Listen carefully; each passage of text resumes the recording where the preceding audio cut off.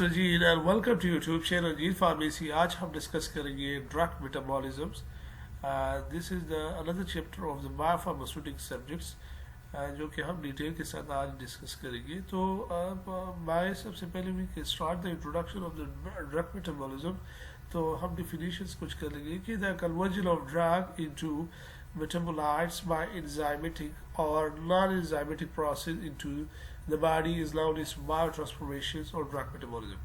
क्योंकि यहाँ पे हम ड्रग मेटाबॉलिज्म की बात कर रहे हैं और बायोट्रांसफॉर्मेशंस की, तो उसमें से ऐसा होता है कि जब आप आपकी एक ड्रग्स होती है वो इंजाइमेटिक से नॉन इंजाइमेटिक में कन्वर्ट हो जाती है। उसमें ये हो सकता है कि आपकी ड्रग, जिससे का डिफिनेशन अगर आप देख ले, this is the lipid soluble drug are converted into the water solubles. तो लिपिड सॉल्युबल ड्रग्स के साथ एंजाइम्स जो है वो जो साइटोक्रोम P450 सिस्टम्स है वो उसके साथ रिएक्ट करा देते हैं और उसको नॉन एंजाइमेटिक में, यानी उसको ऐसे प्रोडक्ट्स में कन्वर्ट कर देते हैं जिसमें कोई एंजाइम फर्दर इन्वॉल्व नहीं होता। इट्स मीन उसको सॉल्युबलाइज फॉर्म में कन्वर्ट करते हैं, वाटर सॉल्युबल फॉर्म में कन्वर्ट करते हैं। तो ये अपने जहन में रख ले कि जब भी अगर आपके पास एक ड्रग होती है और वो वाटर सॉल्युबल ना हो आपकी बॉडी में, तो वो आपकी बॉडी से एक्सक्रीट नहीं होगा। अगर वो लाइपोफिलिक है, लिपिड सॉल्युबल है, तो वो अगेन उसकी रीअब्जॉर्प्शन होके किडनी ट्यूब्यूल से और फिर वो जाके जो साइटोक्रोम P450 सिस्टम्स होते हैं उसके साथ रिएक्ट करके फिर आगे आपके किडनी में, और वो आप तब एक्सक्रीट होते हैं जब उसको वाटर सॉल्युबिलिटी मिल जाती है। ये उसकी एक आइडेंटिफिकेशन है, ये उसका एक वे है कि उसे पता चल जाता है कि जी आप एक्सक्रीट कर सकते हैं, ये आपको एक कार्ड इश्यूज करते हैं वाटर सॉल्युबिलिटी। ठीक है जी। अच्छा, कुछ एक्सप्लेनेशंस पे जाते हैं कि human are expose through their life time to a large variety of drug and non essential exogenous forest compounded collectively referred as xenobiotics. तो हमको ज़ीरोबायोटिक्स कंसिडर करते हैं जो कि हमारे पास। तो ये अपने जहन में रख ले कि ह्यूमन जो है वो एक्सपोज होते हैं ऑलमोस्ट सारे के सारे लाइफ में। उसको जो फॉरेन से बॉडी से या फॉरेन से ज़रूर कुछ ऐसे कंपाउंड्स आएंगे जो वो ड्रग्स होते हैं in the form of crude drugs होगी या जो कि एनिमल से लिए होगी या जो जिससे भी हम लेते हैं, तो उसको हम फॉरेन से जब भी बॉडी में इंजेक्ट कराते हैं उसको हम ज़ीरोबायोटिक्स बोलते हैं। फॉर एग्जाम्पल यहाँ पे कुछ एग्जाम्पल्स हमें इंक्रीज डोज, अगर हम डोज को नॉर्मली रखते हैं तो वो कुछ नहीं करता, लेकिन जब इंक्रीज डोज करते हैं और द फॉर ज़ीरोबायोटिक्स तो काज हेपाटोटॉक्सिसिटी, तो ये हो सकती है। अच्छा, increase dose of aspirin cause salicylism, तो सैलिसाइलिज्म काज कर सकती है। अच्छा, the level of expression of the cytochrome P450 enzyme regulated by genetic and variety of endogenous factors such as hormones. कुछ ऐसे फैक्टर्स होते हैं साइटोक्रोम P450 सिस्टम को, उसकी लेवल को एक्सप्रेस करा देते हैं, या उसकी लेवल को कम करते हैं या उसकी लेवल को ज़्यादा करते हैं। तो ये भी ज़रूरी है कि हम उसको फर्दर डिस्कस कर ले। ठीक है जी। अच्छा, hormones, gender, age, disease and the presence of environmental factors the inducing agents they can induce the drug metabolism as well. ठीक है जी। तो ये हमारे पास ऐसे जो कि वो करते हैं, आपकी बॉडी में जो ड्रग्स होते हैं उसकी मेटाबोलाइजेशंस को इंड्यूस करा देते हैं। ठीक है जी। तो ये आपकी बॉडी में होती है। ठीक है। अच्छा, आपको यहाँ पे मेरे इसमें ब्रैकेट्स में एक वो डाले है कि ड्रग की मेटाबॉलिज्म कौन सी प्रोसेस से होती है, तो इजीली ये आप प्रोसेस समझ जाते हैं।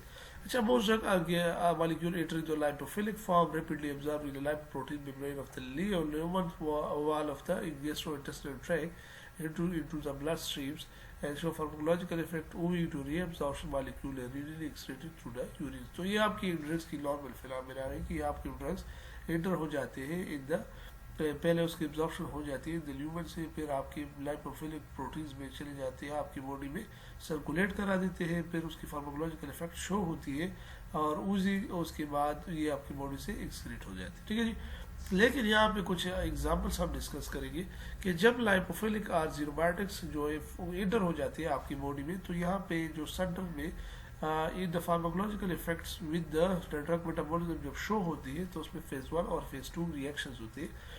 जो फेज 2 और फेज 1 रिएक्शंस का काम ये है कि उसमें जो फंक्शनल ग्रुप होते हैं उस ड्रग में, तो ये उस ड्रग के फंक्शनल ग्रुप जो लाइपोफिलिक फंक्शनल ग्रुप है उसको कन्वर्ट करते हैं हाइड्रोफिलिक फॉर्म में, और फिर उसके बाद आपसे बॉडी की स्टेट हो जाती है। तो ये एक नॉर्मल फिनोमिना है जो कि आपकी ड्रग की डिटॉक्सिफिकेशन होती है, और इस डिटॉक्सिफिकेशन को हम बायो ट्रांसफॉर्मेशन या ड्रग मेटाबॉलिज्म बोलते हैं। ठीक है जी, तो ये आपके साथ हो सकते हैं। कुछ इफेक्ट्स आते हैं और ड्रग बायो फार्माकोलॉजिकल इफेक्ट के, ठीक है, तो वो हम अभी डिस्कस करेंगे कि बायो ट्रांसफॉर्मेशन रिएक्शन में have different effects on the pharmacological activity of the drugs. सबसे पहले active drugs to inactive metabolites. तो ड्रग्स जो सबसे पहले वो कन्वर्ट होते हैं एक्टिव से इनएक्टिव फॉर्म में, तो the drugs the active drugs में कन्वर्ट इनटू इनएक्टिव मॉलिक्यूल्स। हमारे पास एग्जांपल्स है एम्फेटामिन कन्वर्टिंग इनटू द फिनाइलैक्टोन्स, और एक्टिव फॉर्म से कभी कभार आपकी ड्रग्स एक्टिव मेटाबोलाइट्स में कन्वर्ट हो जाते हैं। ये एक मेटाबॉलिज्म रिएक्शन है कि आपकी एक्टिव ड्रग्स की जब रिएक्शंस हो जाती है तो इलेक्ट्रो में कन्वर्ट हो जाते हैं। ये 4 टाइप ऑफ रिएक्शंस आपकी बॉडी में होते हैं। सेकेंडली कि आपकी एक्टिव ड्रग आप लेते हैं बाहर से और वो आपकी बॉडी में एक जब उसकी मेटाबोलाइजेशन हो जाती है तो फिर अगेन वही एक्टिव हो जाता है। कभी कभार आप बाहर से इनएक्टिव ड्रग लेते हैं और वो आपकी बॉडी में जस्ट मेटाबॉलिज्म से ही एक्टिव हो जाते हैं, और कभी कभार आप ऐसे ड्रग्स लेते हैं जो कि एक्टिव फॉर्म में आप लेते हैं लेकिन वो रिएक्टिव बन जाते हैं, वो आपकी बॉडी के लिए नुकसानदेह होते हैं। ठीक है जी, तो सबसे पहले जो इनएक्टिव फॉर्म में तो vitamin convert in phenylactones. Active drugs inactive form में तो वो आपके पास जो कि mostly incorrect assumes that drug metabolism reaction detoxify most drugs, many drugs are biotransformation to pharmacological active form। तो ये हो सकता है कि कुछ ऐसे ड्रग्स होते हैं सर्टन कि एक फॉर्म से दूसरे फॉर्म में कन्वर्ट हो जाते हैं एक्टिव फॉर्म में। तो हमारे पास एग्जांपल्स के demethylation of codeine converting into morphine. तो दोनों फॉर्म जो है, कोडीन भी एक्टिव फॉर्म है और मॉर्फिन भी एक्टिव फॉर्म है। तो एक डीप मिथाइलेशन जब भी कोडीन की हो जाती है तो मॉर्फिन में कन्वर्ट हो जाता है। तो ये भी is also related toward the metabolism reactions. अगर मेटाबॉलिज्म इसके साथ कोडीन के साथ नहीं होता उसकी डिमिथाइलेशन, तो ज़ाहिर बात है वो मॉर्फिन में कन्वर्ट नहीं होता। तो ये उसकी एक फ़ायदा भी है आपके मेटाबॉलिज्म की। ठीक है, इनएक्टिव फॉर्म में एक्टिव फॉर्म में मेटाबोलाइट्स कन्वर्ट होते हैं। तो आपकी बॉडी में एक ड्रग्स होता है, बाहर से एक ड्रग लेते हैं हेटासिलीन्स। तो हेटासिलीन बाहर जो है वो इनएक्टिव होते हैं, लेकिन आप जब ये ड्रग्स लेते हैं तो ये आपकी बॉडी में बिकम एक्टिव हो जाते हैं in the form of ampicillin. ठीक है जी, तो ये हो सकते हैं। एक्टिव ड्रग्स रिएक्टिव ड्रग्स में जब भी कन्वर्ट हो जाती है तो आपकी बॉडी में हम एक ड्रग की फ्यूज करा देते हैं, वो एसिटामिनोफेन। It's mean paradol. जब आप उसको इन हाई डोज एडल्ट में लगा आप जो है 4.2 ग्राम्स लेते हैं और उसे या इबो एक्सीड पे जाते हैं, तो जाहिर बात है वो आपकी बॉडी को हेपाटोटॉक्सिसिटी काज करता है, तो हेपाटिक नेक्रोसिस करता है। तो उसके लिए ये आपकी एक्टिव ड्रग जो है वो रिएक्टिव में कन्वर्ट हो जाते हैं। तो this is all about the metabolism और उसके कुछ सर्टन हम इफेक्ट्स जो बायो ट्रांसफॉर्मेशन पढ़ लिए और उसके मेटाबॉलिज्म के प्रोसेस को, और इसके बाद इंशाल्लाह हम इफेक्ट ऑफ ड्रग मेटाबॉलिज्म वो पढ़ेंगे। ओके, थैंक यू, अल्लाह हाफिज़।